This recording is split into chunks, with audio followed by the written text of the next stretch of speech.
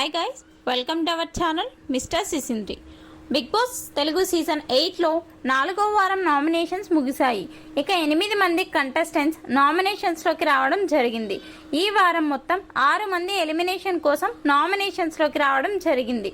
ఆ 6 మంది హౌస్మేట్స్ ఎవరు అంటే నబిల్, మణికంఠ, ప్రేరణ, పృథ్వీరాజ్, ఆదిత్య ఓం, సోనియా. ఇక నామినేషన్స్ ముగిసిన వెంటనే బిగ్ బాస్ ఈ వారానికి సంబంధించిన ఓటింగ్ లైన్స్ అయితే ఓపెన్ చేశాడు. ఇప్పటి వరకు ఎవరికి ఎంత శాతం ఓటింగ్ జరిగింది అనేది ఇప్పుడు చూద్దాం. ఇక ఈ వారం ఓటింగ్లో మొదటి స్థానంలో దూసుకుపోతున్నాడు నబిల్. చాపకుంది నీరులా మెల్లగా విన్నర్ రేసులో దూసుకొని వస్తున్నాడు నబిల్. ఈ వీక్ నామినేషన్స్లో అంతకు ముందు జరిగిన టాస్క్లలో నబిల్ అఫ్రిది అదరగొట్టేశాడు. ముఖ్యంగా సోనియాకి అలాగే పృథ్వీ, నిఖిల్లకు ఇచ్చి పడేశాడు. తన జోలికి రానంత వరకు నబిల్ తన పని తాను చేసుకొని పోతున్నాడు. తన వరకు వస్తే మాత్రం చిన్న పెద్ద పక్కన పెట్టి ఇచ్చిన దానికి రెట్టింపు ఇచ్చి పడేస్తున్నాడు. బిగ్ బాస్ హౌస్లో ఎవరు జెన్యూన్ అంటే ఎలిమినేట్ అయ్యి బయటికి వచ్చిన వాళ్ళంతా ఫస్ట్ చెప్పేది నబిల్ పేరునే. అతనే ఏ మాస్క్ లేకుండా చాలా జెన్యూన్గా ఆడుతున్నాడని బేబక్క, శేఖర్ భాష, అభయ్ నవీన్లు చెప్పుకొచ్చారు. అయితే హౌస్లో నుంచి బయటికి వచ్చిన వాళ్లే కాదు, ఆట మొత్తం గమనిస్తున్న ఆడియన్స్ కూడా నబిల్కి పట్టం కడుతున్నారు.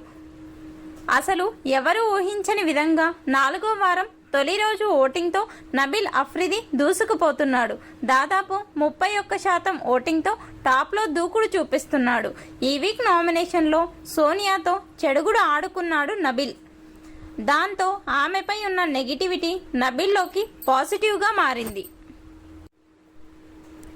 తొలి రోజు అన్అఫీషియల్ పోల్స్ చూస్తుంటే నబిల్ దూసుకుపోతుంటే మణికంఠ వరుసగా నామినేట్ అవుతున్నా కూడా 2వ స్థానంలో హవా కొనసాగిస్తున్నాడు.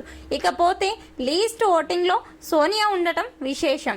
నిజానికి నిఖిల్ నామినేషన్స్లో లేకపోవడంతో అతని ఫ్యాన్స్ ఓట్లు అన్నీ సోనియాకి పడతాయని చాలామంది అనుకున్నారు. కానీ సోనియా వల్లే నిఖిల్ గ్రాఫ్ పడిపోతుందని, సోనియాకి నిఖిల్ ఎంత దూరంగా ఉంటే అంత మంచిదని, నిఖిల్ విన్నర్ అవ్వాలంటే సోనియా ట్రాప్ నుంచి బయటపడాలని కోరుకునే వాళ్ళు చాలామంది ఉన్నారు. దీంతో నిఖిల్ ఫ్యాన్స్ సోనియాకి ఓట్లు వేయడం లేదు. ఇప్పటి వరకు మణికంఠకి 19% ఓటింగ్ అయితే జరిగింది. ఇక 3వ స్థానంలో ప్రేరణ కొనసాగుతుంది. ప్రేరణకి 18% ఓటింగ్ జరిగింది. ఇక 4వ స్థానంలో పృథ్వీ కొనసాగుతున్నాడు.